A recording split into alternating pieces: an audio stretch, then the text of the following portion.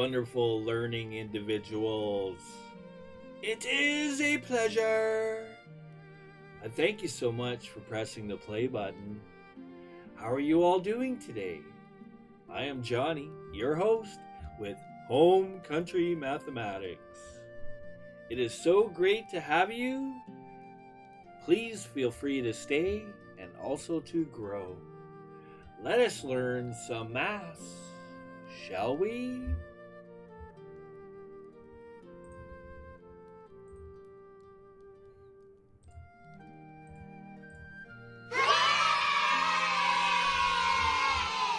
Alright, we are continuing with working on some more algebraic expressions. Chapter 1-2, Order of Operations. It's great to have you. Let's do this. Alright, we're starting to advance a little bit with some of the problems. But that's okay. We all got this. And I also believe in you. Alright, we're gonna have, let's see, quickly, let's do this. Quickly, bring this up, share. I'm gonna share this. Order of operations, also known as BEDMAS, PEDMAS. These are the steps. It's all there for you, guys and gals. I'm gonna work some problems and show you how to kind of do each step. Let's do this. Okay. Square brackets you will occasionally have, but that's okay. I love square brackets because they create some nice organization when you're doing these type of problems. Typically, you will see the smaller curved brackets or parentheses. Subtract for squared. Now this 4 squared can also be written like this. Let's do that. I prefer this. And then we're going to close it with the square brackets. Notice the square brackets are a little bit larger than your standard curved parentheses. And lastly, 7 times 4. Okay. All right. 8 multiplied by 2, subtract 4 squared, plus 7 times 4. Okay. So guys and gals, I have this concept. It's like a left-hand side, right-hand side thing, or neighbor 1, neighbor 2, however you want to look at it. If you look at our PEDMAS, I go by PEDMAS, but it's all the same. BEDMAS, PEDMAS, brackets, parentheses. Exponents, the only thing different, there's the one called BODMAS. And they're really just adding in any square roots and such that you may have. So you may come across some of those in your problems as you advance in algebra. Don't worry about it too much right now. Typically when you're starting out learning algebra, it'll be exponents. Okay? Alright, let's continue. So I have this left-hand side, right-hand side analogy. Okay. Now what I mean is, if you look at what? Okay. All right. That's okay. I'll leave it. BEDMAS, right? The very last step that we have is addition, subtraction. So you can do this sort of thing where you basically separate your problem with a left-hand side and a right-hand side. It's to help you simplify the problem and see it kind of in parts, to make it easier and less complicated. That's kind of the goal, right? To simplify. So if you look at it like that, okay, separation. Again, you can kind of do the left-hand side at the same time and also do the right-hand side. So essentially, when we work the problem, you could do the left-hand side and the right-hand side at the same time versus going left to right. Okay? The more you grind, the more algebra expressions you do, the better you'll get. You truly will get better. Okay, let's make this easy. Now it looks complicated, but it really isn't. All right, so just follow the basic rules. Whenever you don't have brackets, brackets are nice. I love the brackets, whether they're square brackets or curved brackets. They're great because they create some nice organization. And also it creates a sense of being explicit. What do I want to? What should I do first? What should I do second? Sort of thing, right? Okay. So we have to do what's inside the brackets here. This is a multiplication, so we can still do it. It's not going to harm our problem. It's just a right-hand side. It's kind of by itself doing its own thing. We don't really do anything till the end anyways. So let's work the problem so you can see. Inside, I'll continue with the square brackets. Okay, 8 times 2 is 16. Again, I highly recommend you have your multiplication and or times table studied, memorized. We wish you all the best. Those that are watching, learning along, we wish you all the best, right? Them also, right? Support you. My main point here is with knowing and having the multiplication table studied and memorized.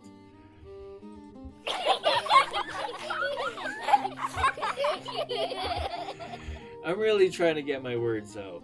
So, it'll definitely help you grind your math problems quicker and faster. Probably not necessarily faster than your peers, but we all want you to do well, right? So knowing your multiplication and or times table will also help you with finding common numbers. Finding common numbers of multiples, for example, like 6 times 4, right, is 24. 8 times 3 is also 24, and that's what I mean. So we wish you all the best and good luck. All right, let's continue. Quickly, you should know 8 times 2 is 16. Subtract 4 squared. What does 4 squared mean? Well, 4 squared means basically 4 times 4. That's it. Okay?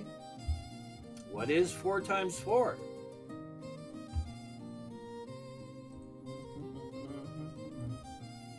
Quickly, let's look.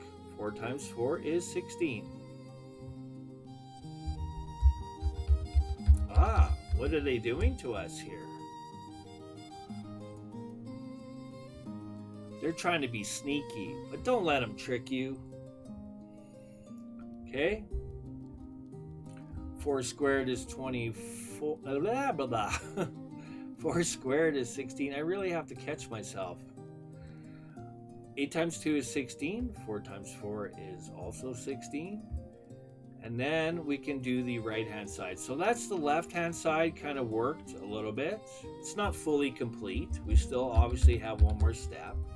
We can go 7 times 4. What is 7 times 4? That is 28.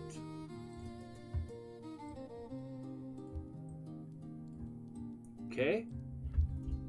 You should already have a good idea what the answer is going to be.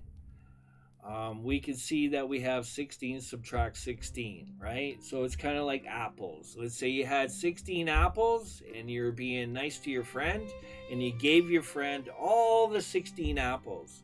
Well, what are you going to have left? You're going to have no apples, right? But your friend's going to be happy, and that's all that matters.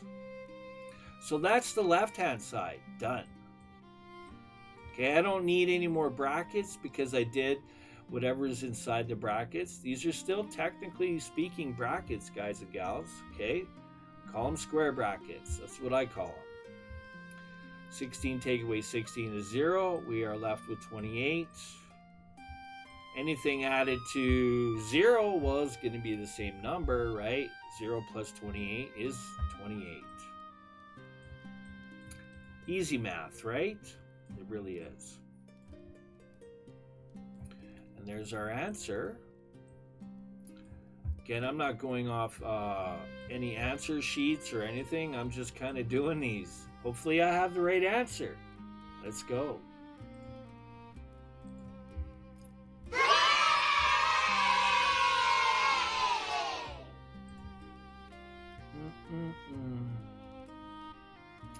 Okay. Let's do another. I hope that helps. It's pretty easy, right? So far? Algebra is no problem at all, right, guys and gals? It's fun. I love this. This stuff is fun. All right, let's carry on. Okay, here's a new one. 11 subtract, whoops. Sometimes I get lag with the program. It's really weird. 11 subtract 8. All divided by, I'm going to redo this. If you have a problem that may look like this, I'm just going to write this quickly. If you've been following along, you'll know that I'm not a fan of this sort of stuff. I'm adding the brackets the way they have it set up. Oh, that's a plus, actually. Okay, so this is what I call linear, right? Linear means straight line. And anytime, it's fine if you don't have a division, but anytime I see a division, I instantly think fractions, okay? Anytime I see a division symbol, I instantly think fractions. Okay? It's not a favorite topic for a lot of people. Really because, I don't know, just kind of keep it simple, I guess. The hardest part of fractions, I guess, for people would be the addition, subtraction. When you get to multiplying and dividing fractions, it's so easy. It truly is. With multiplication and division, hold up.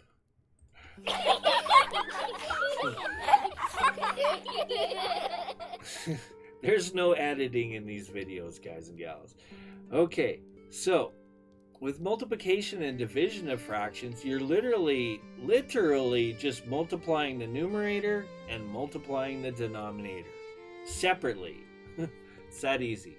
Okay, so what I'm saying here is, if you see a division symbol when you're working these type of problems, I recommend that you write it in fraction form. Okay, I'm going to rewrite this. This is the way they actually have it written. I'm adding the brackets though, just for clarity. Because you can add brackets. You're the mathematician. You could rewrite the problem, as long as you don't change the outcome, right? You can add brackets if you need the extra organization. So now we are in fraction form. This is the way they've written it. And I'm just adding the brackets just for why not. Okay? They don't have it. Brackets, parentheses, it's all the same to me, guys and gals. Okay? So this is easy. So all we have to do is just focus on the numerator and then focus on the denominator. I plan on doing more fraction videos. If you guys and gals are interested, stay tuned for a playlist on that. Okay, it's great to have you. All right, let's continue. So I'm just going to work the problem, I guess, over here.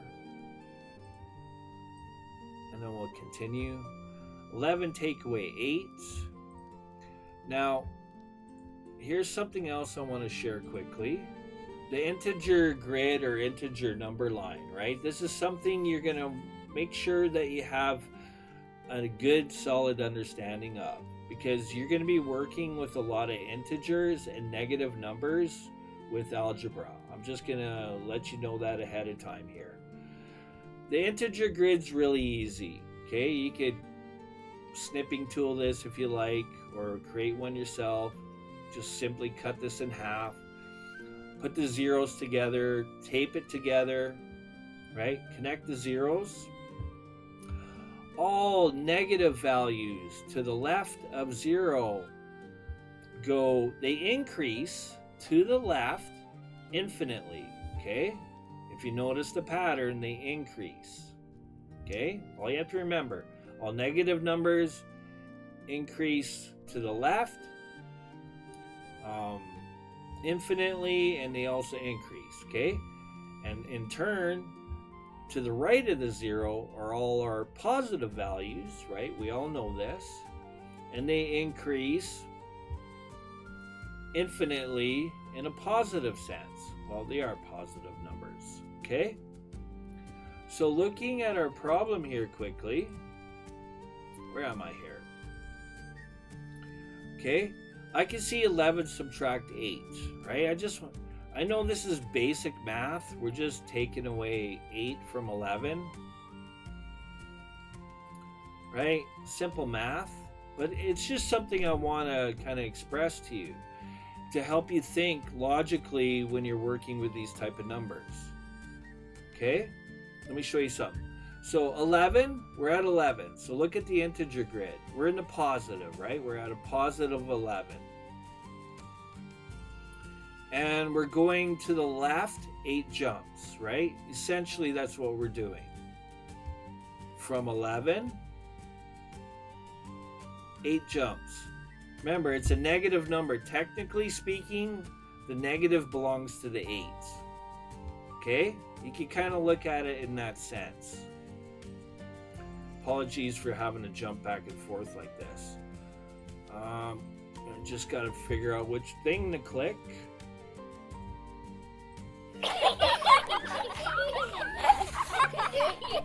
Sometimes I'm so silly, I know.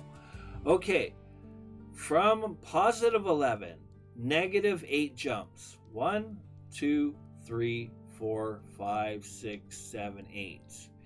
Looking at the problem, you could clearly see that 8 is less than 11, right? So looking at it here, we would need, from 11, we would need negative 11 jumps just to take us to 0. So my point is, I can look at these two numbers and I can see that 11 is positive. We don't write it, but it is positive. And it's also larger than 8. Okay, so therefore, I know my final answer is going to be positive just by looking at these two numbers. Okay, that's all I wanted to kind of throw out there to you, right? To help you with the negative and positive values a little more, because I'm going to also do that. All right, so we have a positive 3. Going here now, we're inside our brackets. This is what it looks like without brackets, okay?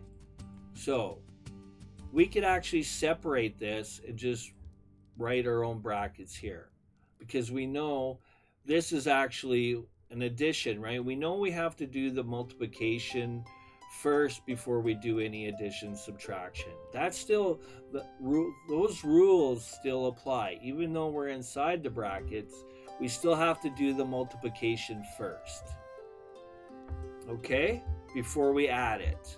So technically speaking, inside these brackets, we have a left side neighbor and a right side neighbor, okay, technically speaking. Okay, so I'm just going to put 1 here, and I'm going to go plus. We have to do this first. 7 times 2 is 14. Correct? Yes, it is. I can see that they're giving us some nice numbers, which is great. So we're just going to work it out here. I'm going to ignore that, even though my OCD is being triggered right now.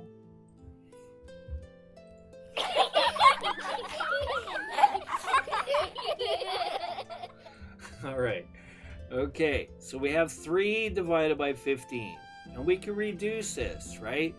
Factoring, guys and gals, it sounds like a big scary word, but really what you're doing is, it's really this simple.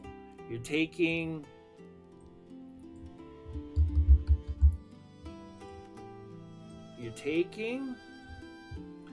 each whole number and you're breaking it into 2 numbers. That's what you're doing, right? That's what factoring is.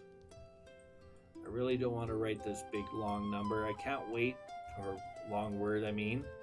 Factoring. And occasionally I get these lag spikes with the program. There we go, factoring. So all we're doing is taking, we know that 3 can be divided by 15. This is why you have to have the multiplication table memorized, because you know that 3 is a common number with 15, right? We obviously know 3 is common with itself, but we also know that 3 can be divided by 15.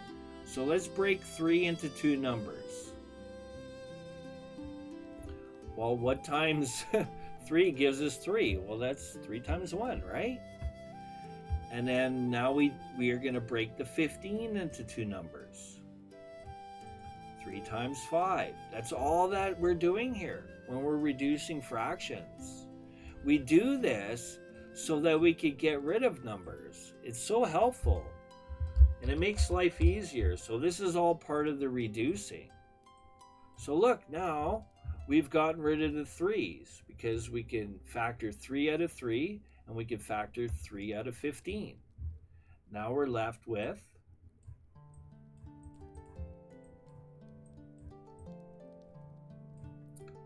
1/5.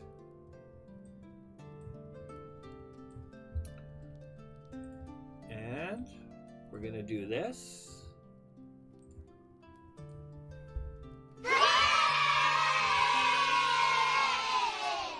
And that is it. It's great to have you. Thank you for watching along. I am going to do more of these for you. I hope you're enjoying it. I also hope that you are learning and that I'm going to, well, I want to help you. I want you to be successful at this, at Algebra. Appreciate you. I am Johnny. I'll see you in the next video. Take care for now.